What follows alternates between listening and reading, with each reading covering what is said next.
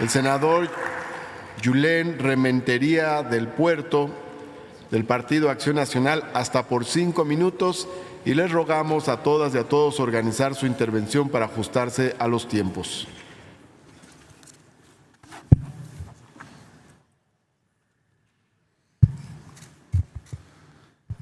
Con su permiso, presidente.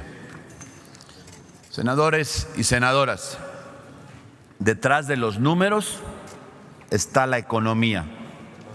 Se pueden presumir estadísticas, números y metas supuestamente cumplidas, pero si estas no logran mejorar la situación económica de las familias mexicanas, entonces no hay nada que decir. En marzo de 2012, en los días que corría la campaña, se decía que había que hacer crecer a México mucho y se dijo que lo iban a llevar a un crecimiento de un 5 y 6%. Claro que eso no ocurrió. La evidencia hoy es contundente. En Acción Nacional entendemos que para que una sociedad funcione se debe contar con una economía en crecimiento, estabilidad de precios y una clase media próspera y en expansión. Pero esto resulta imposible si el gobierno asfixia a los ciudadanos con altos impuestos, despilfarra su gasto y aumenta el endeudamiento. En 2013 fueron presentadas y aprobadas diversas medidas recaudatorias. Entre las principales, se propuso aumentar del 11 al 16% la tasa del impuesto al valor agregado en la frontera, afectando, por supuesto, de una manera importante a toda la franja norte de nuestro país. Se eliminó también el régimen de contribuyentes y nos encontramos con que a las micro y pequeñas empresas, que dicho sea de paso, son las mayores empleadoras de este país, fueron las que pagaron las consecuencias de la eliminación de ese régimen. Se elevaron las cuotas de impuestos especiales, el de los combustibles, que tanto se ha dicho, que tanto se dijo en campaña, pues ahí lo tenemos.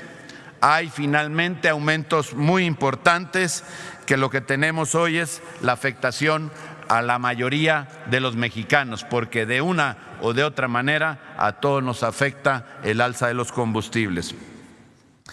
Pero eso no es todo.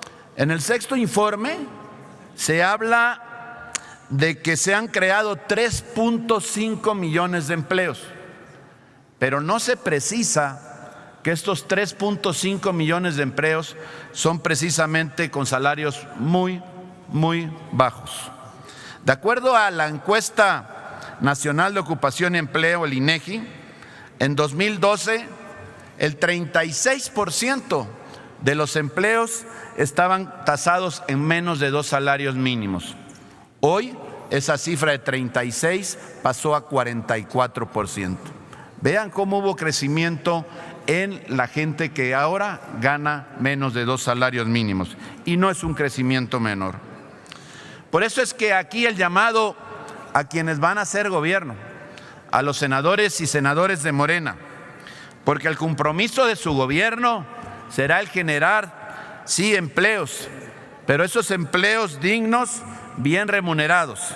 Esperamos que el porcentaje que se expanda y que, por el contrario, el ingreso económico de esos empleos pueda realmente aumentar. Miren, en 2017 la inflación en México ascendió a 6.8, su mayor tasa en los últimos 18 años.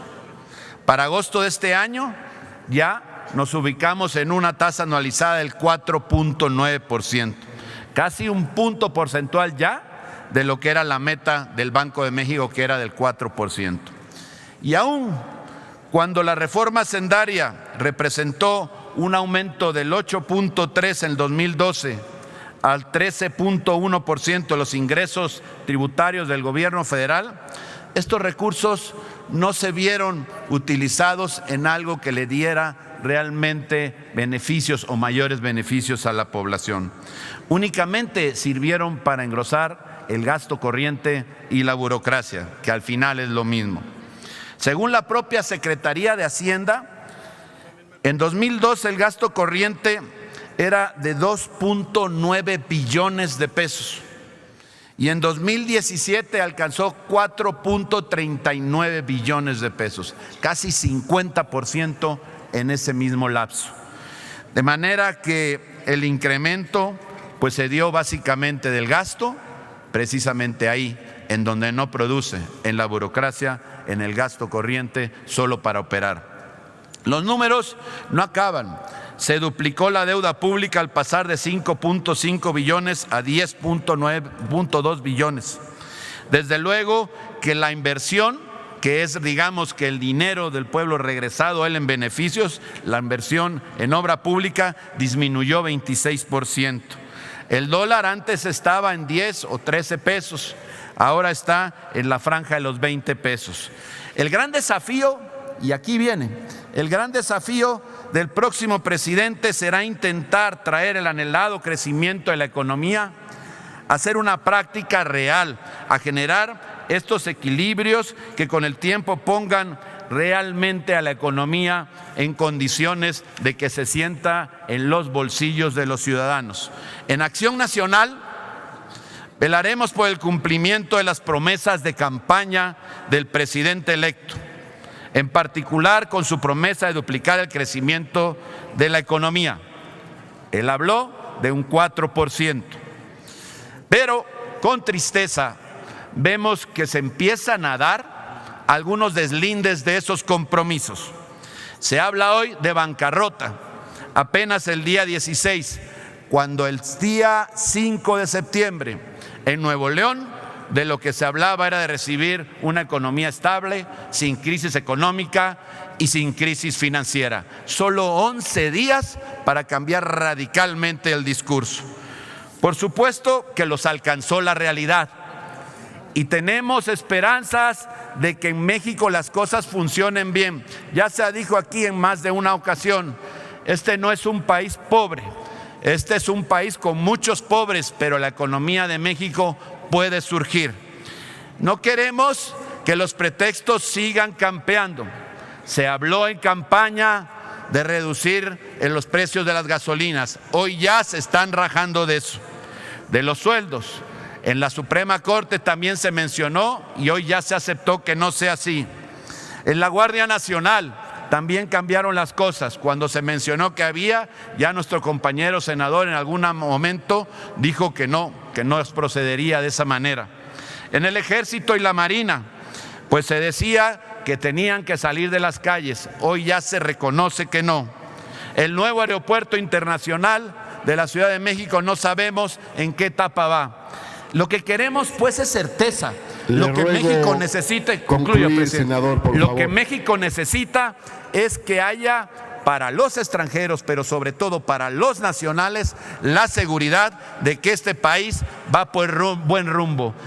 Por eso se votó el 1 de julio. Es lo menos que se puede hacer. Lo que no podemos permitir, no debemos hacer que suceda, es que simplemente estos bandazos generen la incertidumbre y con ello la desgracia para la economía de nuestro país. Ojalá a México le vaya bien para que le pueda ir bien también al nuevo gobierno y por supuesto a todos los que integramos de alguna manera este hermoso país. Muchas gracias.